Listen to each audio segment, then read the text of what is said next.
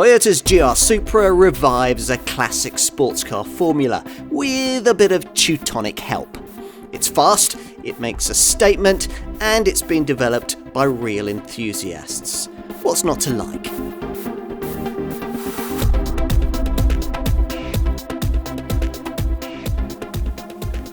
The legend returns. That's the advertising tagline Toyota's opted for with this model. It's GR Supra sports car. Is the Supra model line legendary? Well, it certainly has a colourful history that was worth resuming, but the way that Toyota has done so here was not without controversy. It certainly produced a fascinating end result, though, as we'll see in this test.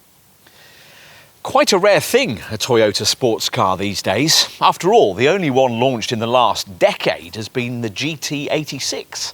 Half a century ago, though, things were a little different.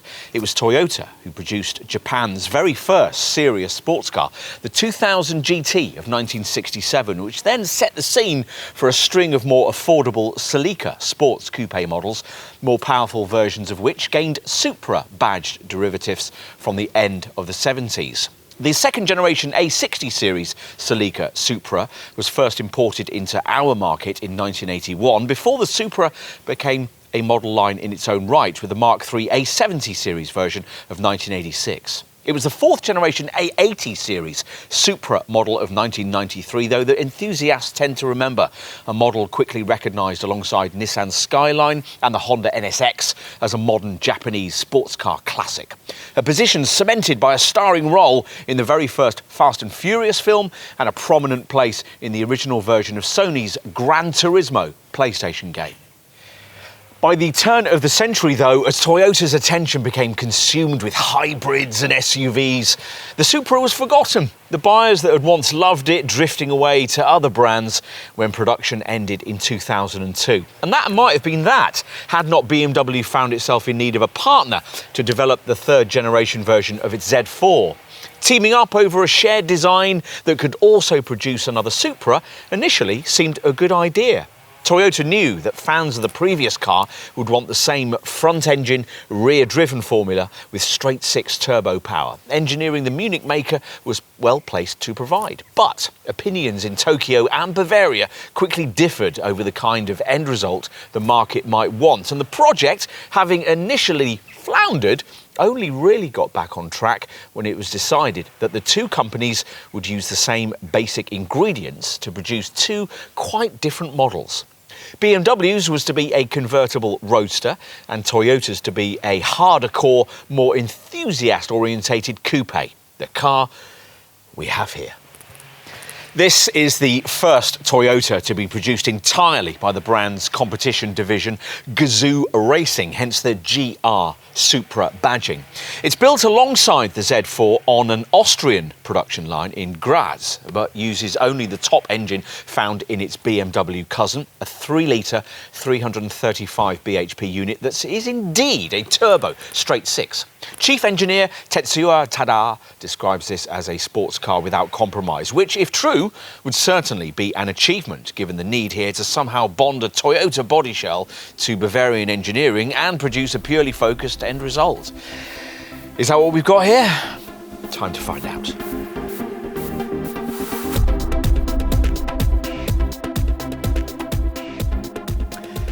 You'd think that Toyota might have had enough of joint sports car design by now. GR Supra chief engineer Tetsuya Tada certainly has, seconded into this, at times rather acrimonious project directly after finishing the equally fractious one with Subaru that brought us the Toyota GT86. This time round, though, you sense that Tada-san got more of what he wanted. And this is it. The kind of classic straight-six, front-engined, rear-wheel drive sports car it's no longer particularly fashionable to make, but which so many real enthusiasts around the globe still adore.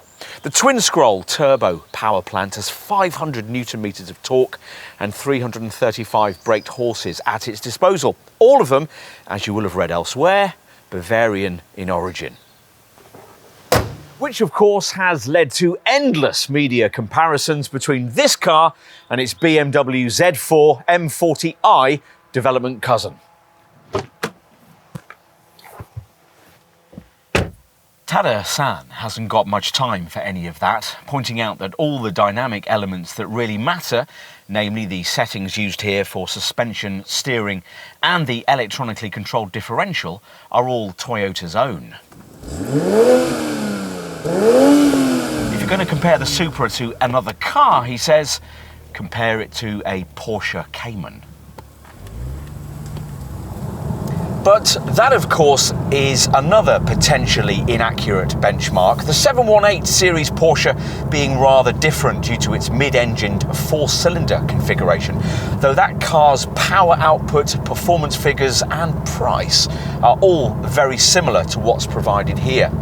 Emotively, in a contest between the two, you'd have to award honours to the GR Supra. It's straight 6, maybe somewhat smothered by emissions regulations, hence the need for extra artificial amplification through the stereo speakers, but it's still vastly more tuneful than the Cayman's flat 4. And that's a vital attribute in a sports car of this kind. So is steering speed. 62 miles an hour from rest is dispatched in just 4.3 seconds on the way to an electronically limited top speed of 155 miles an hour. And there's a beautiful sense of chassis balance, an attribute insisted upon by the engineers at Toyota's competition division, Gazoo Racing, who were given the job of creating this A90 series model. Over thousands of laps spent pounding round the Nürburgring Nordschleife, they perfected its ideal 50-50 weight distribution and developed a chassis even stiffer than that of the carbon fibre Lexus LFA supercar. It also helps that the centre of gravity is somehow even lower than that of the GT86, which you'd think might have an advantage in that regard with its low-set Boxer engine. Add to all that a wide track and prodigious grip from a particularly broad-beamed set of Michelin Pilot Supersport tyres, and you've got the recipe for a real B-road bruiser, even before you start to add in the various elements of BMW-sourced electronic assistance. There are two. First, an active differential that works on the rear wheels is powered by an electric motor and is governed by the car's VSC, or Vehicle Stability Control System. When cornering at speed, this setup allows as much as 1500 newton meters of drive torque to be directed from a faster turning wheel to a slower turning one, helping to propel you from bend to bend. Oversteer or understeer is nipped in the bud without the need to brake, making it possible to power out of corners with remarkable verve and flattering you into thinking that you're the next Fernando Alonso. Also standard is AVS, or Adaptive Variable Suspension, which works via the selectable normal and sport drive mode settings, adjusting the shock absorber force at each wheel to maintain a flat vehicle posture in response to changes in the road surface.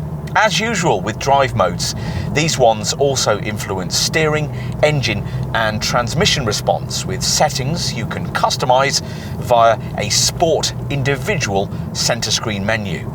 We mentioned transmission. Now, in a Porsche Cayman rival, you might expect to find either a manual gearbox or a double clutch auto, but this Toyota opts instead for a straightforward ZF 8-speed torque converter auto box that's embellished with launch control and directs power to those rear wheels via a multi-link rear axle. So all the key ingredients are in play here. Well, almost all anyway. Arguably the most important one, lightweight, isn't a particular Supra attribute. This 5th generation model weighing in at around 1.5 tons, which, to give you some perspective, is an enormous 400 kilos heavier than a rival Alpine A110. To be fair, a Cayman tips the scales at a figure much closer to that of this Toyota, but that car's mid-engined configuration helps to mask the fact. The bottom line is that on a twisting road where either of those two cars can be simply thrown into a corner at almost any speed on dry tarmac, this one's body movements need a degree of management and driver anticipation. You might prefer that, of course. An inexperienced driver could certainly make more of a difference at the wheel of this Toyota. especially on a track, though here you might start to wish for a touch more steering feel, a touch less cornering body roll, and a much more powerful set of brakes. All of these being factors you'd think it would be well within Gazoo Racing's power to perfect. The manual gearbox, which could easily be added, but which Toyota will probably never offer, would complete things beautifully, as would a touch more power. Somewhere inside this design, an astoundingly capable super sports car is dying to get out. But that would be a track day special. This is a car you could use every day, it being as happy collecting your dry cleaning as it might be at Silverstone or Suzuka.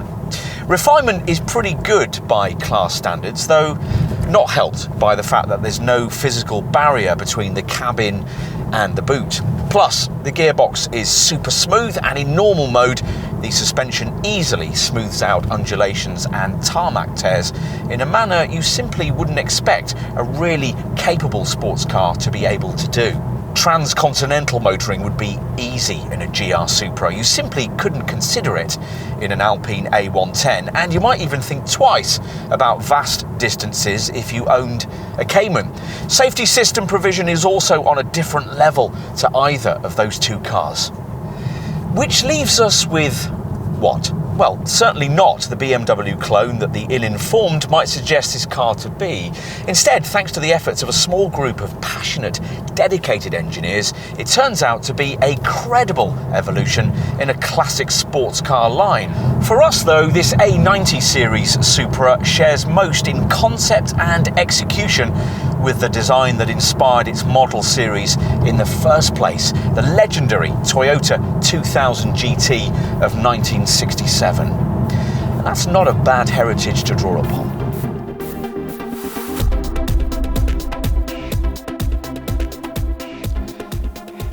You'd expect a car that's had to borrow so heavily from shared componentry to be something of a compromised design. Yet, of all the 5 Supra generations produced since Toyota unveiled its iconic 2000 GT sports car back in 1967, there's little doubt that this one gets closest to replicating the romance of that original model's classic styling. The original brief that Toyota started out with wasn't initially what BMW had in mind for its version of this car, but chief designer Nobuo Nakamura stuck to it throughout. His so-called condensed extreme concept, epitomised by the FT1 concept car of 2014. In profile, you can clearly see its key elements: a short wheelbase, large wheels and a wide stance, a taut 2-seat only cabin, and a long bonnet with a compact body, reflecting the purest combination of an inline 6-cylinder engine and rear-wheel drive. It's certainly extreme. The voluptuous rear haunches, the double bubble roofline that delivers this unusual upper silhouette, and these curious slashes in the front wings that seem to serve no purpose we can discern, aesthetic or practical. You certainly can't accuse this car of being understyled. Get beyond that and you start to pick up the thought that's gone into this design. This car's perfect 50-50 weight distribution was achieved only because the engine was shunted as far back in the body as it would go. And equal effort has gone into the way the blacked out A-pillars and character lines on the side of the roof emphasise the taut, compact cabin. The sharp-looking, robust lower sills that express the car's high rigidity, and the way the back edge of the bonnet and the rear spoiler are set at almost the same height, linked by a low belt line. At the front end, it's just as extrovert. Here you might see glimpses of the previous A80 series model in the air intakes and narrow LED headlamps, but this Mark V model is very much its own car, with a lower, more expressive stance emphasised by a prominent central grille flanked by large corner cutouts. Toyota says these are essential for cooling, but close inspection of them reveals a large upper blanked off section that would be about as effective for that purpose as these arbitrary vertical slashes below the headlamps. These lights integrate a 6-lens LED arrangement incorporating both the turn indicators and the daytime running lamps. The rear, if anything, is even more in your face. This arching spoiler has been optimised to suppress lift, while the bumper's trapezoidal shape is supposed to generate a sense of movement down and out towards the tyres. The evil-looking LED tail lamps illuminate with a classy ringed signature, and the fog lamps and reversing lights are formed by dot LEDs grouped in the centre of this menacing lower diffuser, which incorporates two huge silver tailpipes. Details matter too. The sweeping S on the Supra badge here is apparently modelled on the famous twisting Verschleifen section of the legendary Nürburgring Nordschleife racetrack. Enthusiasts will love it all and might perhaps feel all this effort to be in some way compensatory for the fact that almost everything you can't see here is shared with BMW. As we've observed elsewhere in this film, the GR Supra sits on the same CLAR or cluster architecture platform as that brand's G29 series Z4 sports car, but is a few millimetres longer and narrower than that car.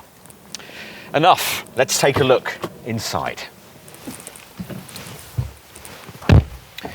Toyota claims the cabin design's been influenced by the cockpits you get in single-seater racing cars, which is why some might find the high waistline and low driving position a touch claustrophobic.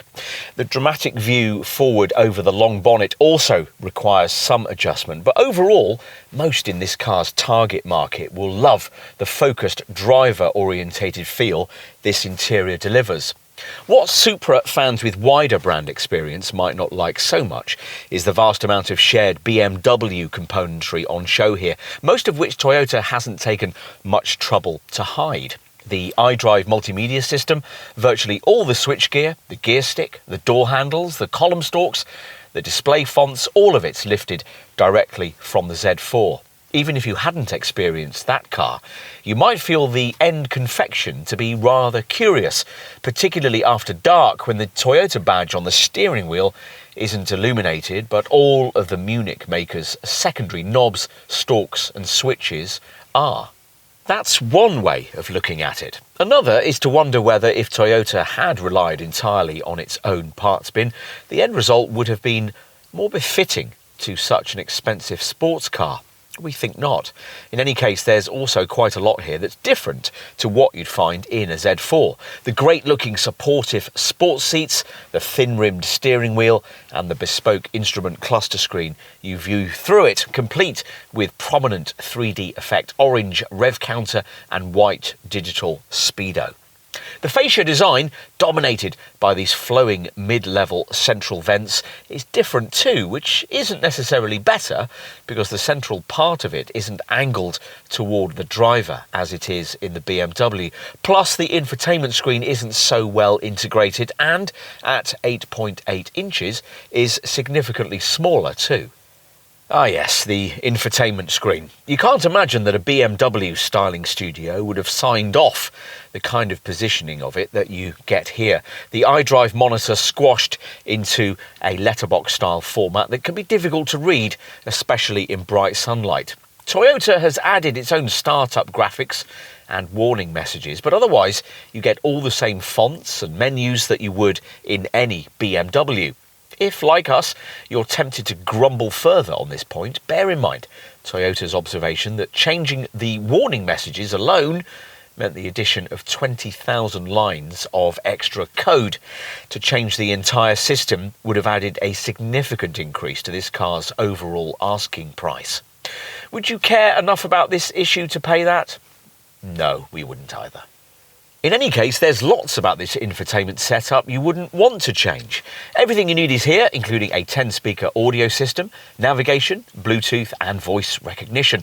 Plus, this is one of the only Toyota models to be currently fitted with Apple CarPlay smartphone mirroring, though there's no sign of Android Auto compatibility. And you get a far better range of so-called connected services than are offered in the Japanese brand's other models, including a concierge service that, at the press of a button, can help when you need journeying assistance. There's no doubt that BMW has gained engineering expertise from this project. Hopefully, the same is true of what Toyota might have learned when it comes to this level of media connectivity. What else? Well, little touches like the classy knee pads provided for both passengers and the carbon fibre finish for the lower part of this centre console are appropriate to this car's premium price point, which compensates to some extent for the lower grade plastic used on the glove box lid and the bottom part of the doors, and the rather wobbly white stitching on the dash. That apart, build quality from the Austrian Magna Steyr factory seems pretty strong, and getting comfortable oughtn't to be too difficult. Tall folk will like the way the double bubble roof aids headroom, but be less appreciative of the way the ridge separating the front part of the cockpit from the boot prevents the chair backs from sliding or reclining back too far.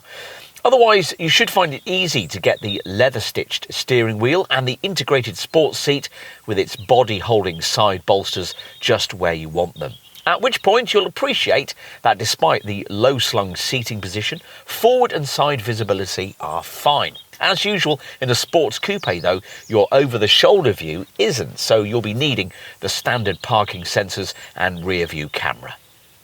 Cabin storage isn't anything to write home about. There's no centre storage box between the seats, an overhead sunglasses compartment is missing, and the door pockets are tiny. Plus, the tray provided ahead of the shard-like gear stick is so shallow that the contents will deposit themselves onto either your feet or those of your passenger the first time you throw this car into a sharp bend. USB and 12-volt ports are provided here, plus a wireless charging mat if you've opted for this upper spec Pro model. The glove box is at least reasonably sized and you get twin cup holders by your elbow, plus there's a ticket clip on the driver's sun visor and a little stowage net in the passenger footwell. Unlike previous Supra models, this one's not a 2+2. So, as with most cars in this segment, there are no tiny pews out back that might be used for small children or designer shopping bags.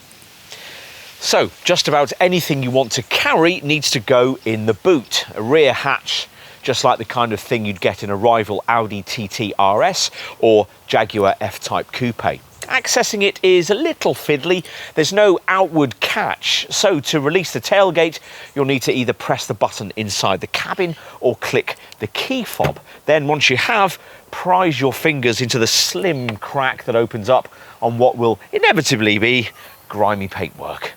Once the hatch opens, the engineer's efforts at ultimate torsional body rigidity are particularly evident in the curvaceousness of the lower aperture presented. Easing the access of bulky items clearly wasn't a design priority, and sure enough, the high-ish loading lip and slimmed-in sides will make that difficult. The capacity is rated at 290 litres, which is less in total than you get from a rival Porsche 718 Cayman, but there the room available has to be awkwardly split between front and rear boots.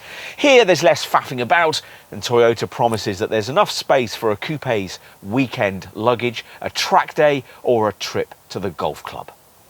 Practical touches include a 12-volt port on the right, together with an elasticated strap for holding the manual, and on the left there's a light and a small net. There's no space beneath the boot floor, just a fixed cargo base with 4 tie-down points. Oddly, there's no dividing section between the boot and the cabin, just this high ridge at the end which incorporates the huge audio system speakers. The designers claim the lack of a separating wall was intentional so as to increase loading practicality for longer items. Plus, it can be handy to be able to reach back into the boot from the cabin. On the other hand though, hearing your bags sliding around in the boot area can be really distracting when you're pressing on down a winding road.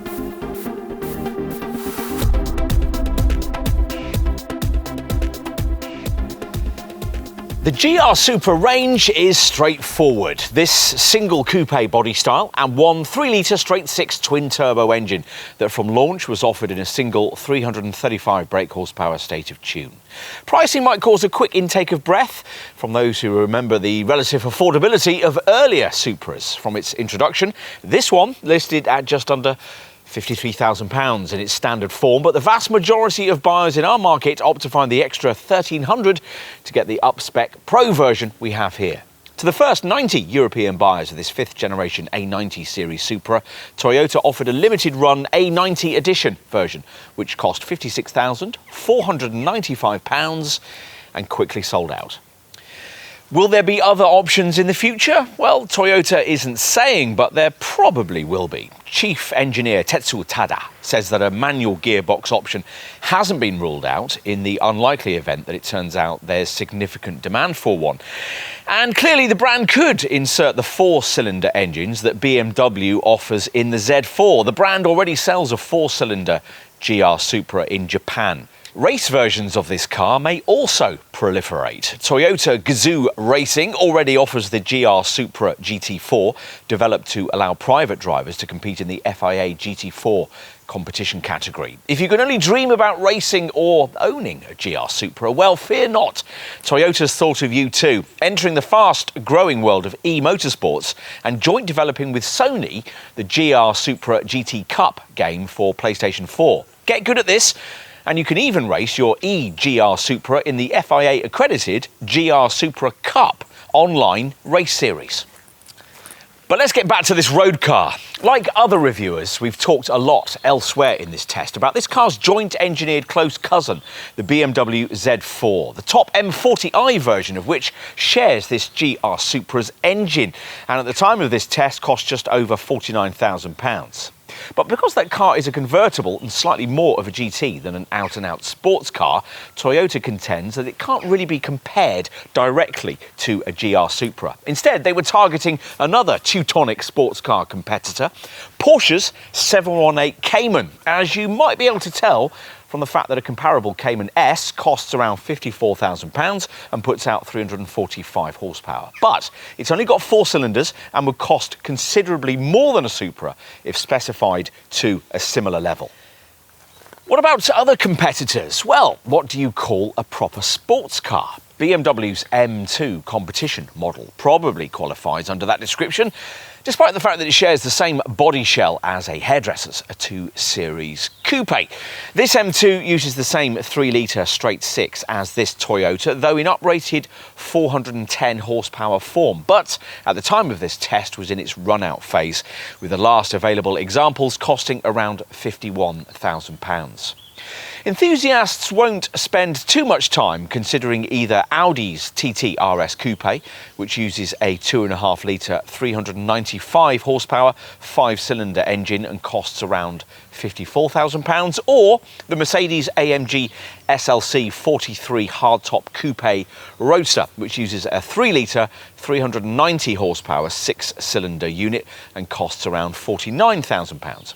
Better is Jaguar's F-Type P340 Coupe, which uses a charismatic, supercharged 340 horsepower 3-litre V6 and costs around £55,000. You might also have the rather lovely Alpine A110 on your shopping list, which is pitched at around £51,000 in the plusher legend form that most customers choose. It's only got 252 horsepower, but its lightweight means it has the performance to match a Supra, though it's not as day-to-day usable. There's not much else for a potential GR Supra buyer to look at. A Lotus Exige Sport 350 Coupe, which has 350 horsepower and costs around £60,000, is too circuit-focused to comfortably use day-to-day. Years ago, we'd have said that Lotus's other sports car, the Evora, was a better bet, but that's now far too expensive. The single GT410 Sport variant, now on offer, costs around £86,000. There are various comparably powerful sports coupes on sale for Supra money. A Mercedes AMG C43 Coupe, for instance, and even a hot hatch in the shape of the Mercedes AMG A45, but those are really different kinds of cars. If, having considered all of this, you conclude quite understandably that there's nothing quite like a GR Supra, then you're going to want to know just how generous Toyota has been with a standard kit tally. So let's take a look at that now. And most of what you'll want features on the standard version, which gets piercing adaptive LED headlamps and these lovely 19-inch black and silver 5 double-spoke forged alloy wheels with red brake calipers, along with an alarm, auto headlamps and wipers, LED tail lights, automatic headlamp levelling, heated auto-dimming mirrors, all-round parking sensors and a rear view camera. Plus, there are key driving features like adaptive variable suspension, an active sports differential to help get the power down through the turns, and a drive mode selector with normal and sport settings, along with an individual menu that allows you to customize your own driving preferences. The 8-speed auto gearbox also gets paddle shifters and a launch control function for lightning starts. Inside, there are Alcantara upholstered sports seats with heating, cooled ventilation, power adjustment and a memory function. There's also dual zone air conditioning, an auto dimming rear view mirror, a USB port and a smart entry keyless entry system. There's aluminium finishing for the pedals and the door scuff plates, and infotainment's taken care of by an 8.8-inch centre dash screen, your access point for a 10-speaker audio system, navigation, Bluetooth and voice recognition. The infotainment setup also includes something rare to find in a Toyota: Apple CarPlay smartphone mirroring. This particular setup wire-free, so you don't have to mess around plugging in cables. Should you go further and get yourself the upgraded Supra Pro spec model we've got here? Well, it's tempting.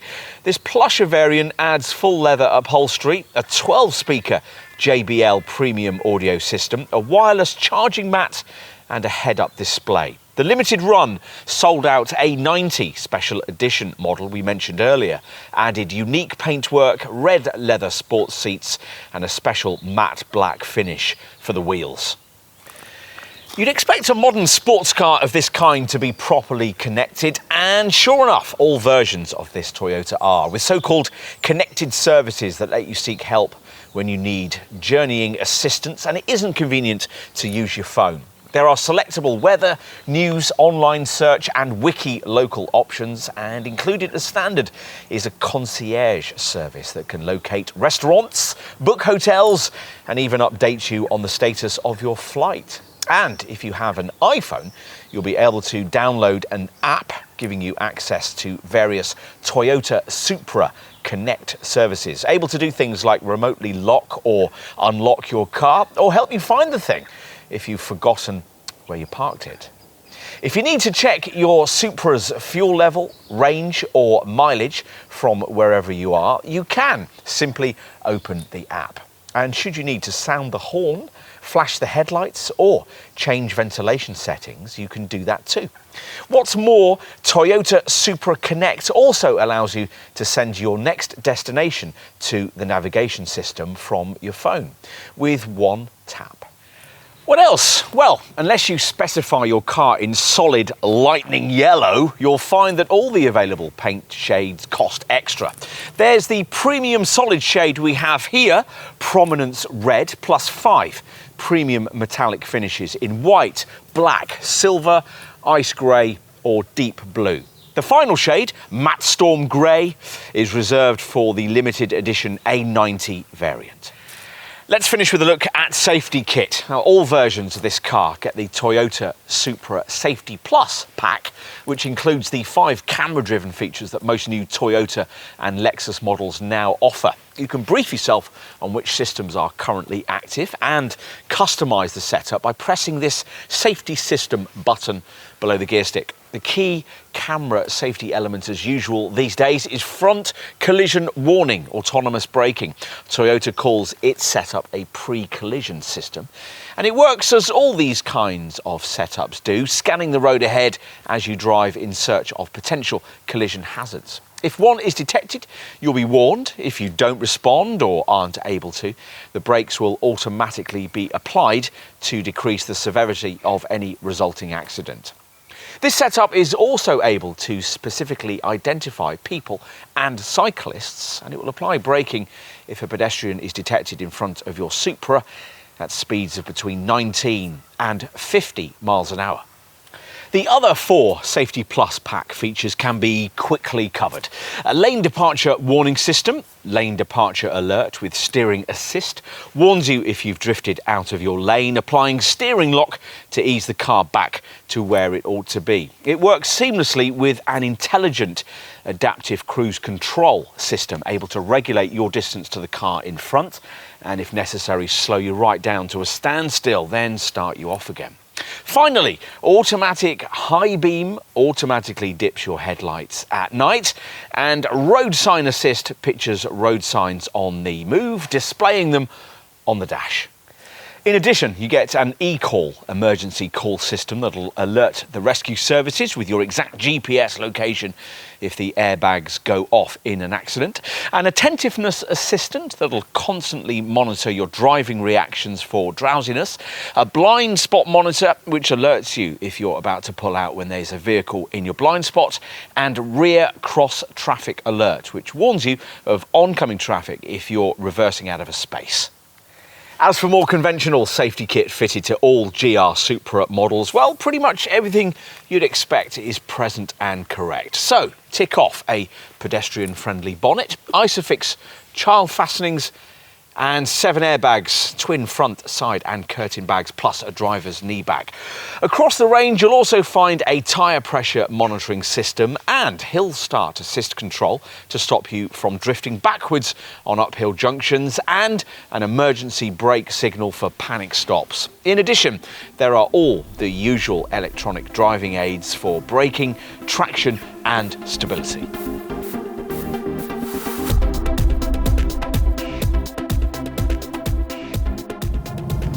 We didn't expect too much here.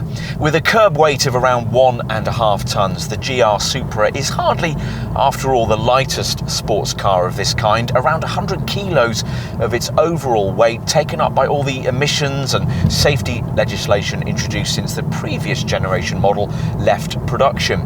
It tips the scale 65 kilos, or the weight of a fairly fit passenger, heavier than its arch rival, the Porsche 718 Cayman, though that's partly, of course, because there are 2 extra cylinders fitted up front. Impressive then that this Toyota manages to be considerably cleaner and more frugal than its Zuffenhausen rival. The GR Supra records 170 grams per kilometre of NEDC rated CO2 and 34.5 mpg on the WLTP combined cycle, which should give a reasonable operating range from the 52-litre fuel tank. For reference, the figures for an equivalent 718 Cayman PDK are 193 grams per kilometre and 31 mpg. That emissions figure means a 37% benefit in kind tax rating that really isn't too bad for a powerful sports car of this kind, and it allows this Toyota to just about edge into the 151 to 170 grams per kilometre tax band, which in turn means that your first year vehicle excise duty payment would be £350. On the Porsche, it'd be £1,280. A flat annual VED charge of £145 applies after the first year, along with an additional £320 per year added in years 2 to 6 of ownership, thanks to the fact that this Toyota costs more than £40,000. Insurance is rated at Group 41E. For reference, a BMW Z4 M40i is rated at Group 37, and an Audi TT RS is rated at Group 40. Depreciation is key, of course, with a car of this price. Industry experts reckon that this Toyota will hold its value exceptionally well at first, as you'd expect given the lengthy waiting list in place at the time of this test. After 3 years and 30,000 miles, they reckon a GT Supra Pro like this one will still be worth £29,800, or 56% of its original new value. The thinking is, though, that over time, rivals like the 718 Cayman S and BMW's M2 competition will reassert their usual brand superiority in this regard. The GR Supra is covered by a 5-year, 100,000-mile warranty, a notable improvement on the limiting 3-year or 60,000-mile packages you get from brands like Porsche, Jaguar and Alpine in this segment. Supra buyers also get 5 years of pan-European roadside breakdown assistance, a 3-year paint warranty and 12 years of anti-perforation cover. And extended warranty can be bought at extra cost as part of a package that includes free MOTs and extended roadside assistance cover. As for looking after your car, well, routine maintenance is needed every 2 years or when the service indicator lamp comes on, whichever happens soonest. Finding a dealer to do the work should be easy thanks to Toyota's large network, but costs won't be cheap thanks to the large engine and the performance-orientated brakes. Those large tyres won't be cheap to replace either, so bear that in mind before you go track day showboating. There's a dedicated MyT app that allows you to book a service online using your phone, and Toyota has a fixed price servicing plan, so you'll know in advance exactly how much any work will cost before you check into a dealer.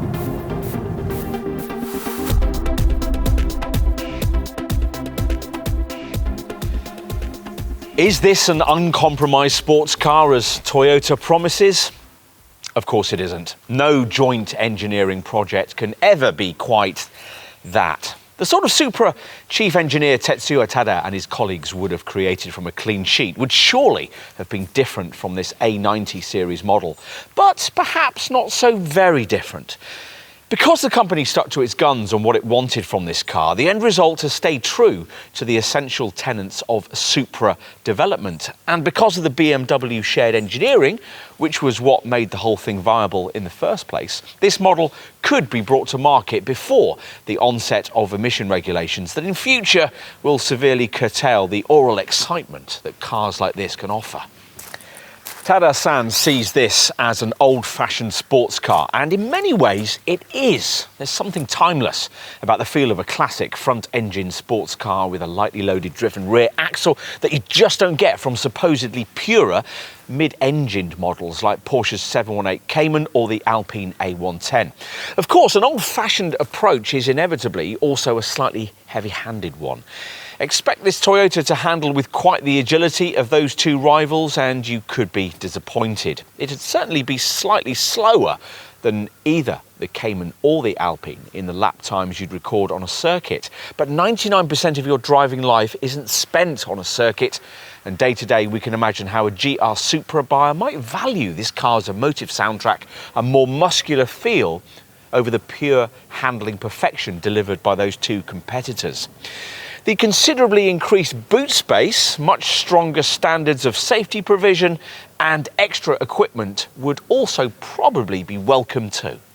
It's not perfect, of course. Like some other commentators, we've come away from driving this car feeling that somewhere inside it is a firmer, leaner, harder-edged racer simply dying to get out.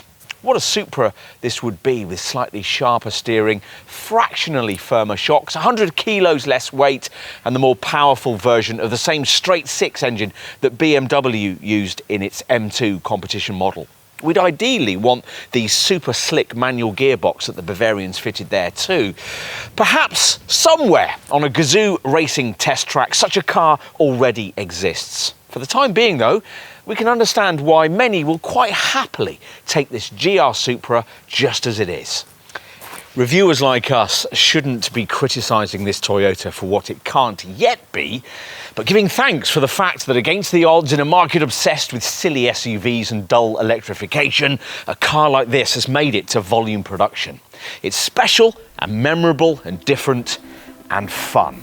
Exactly as a Supra should be.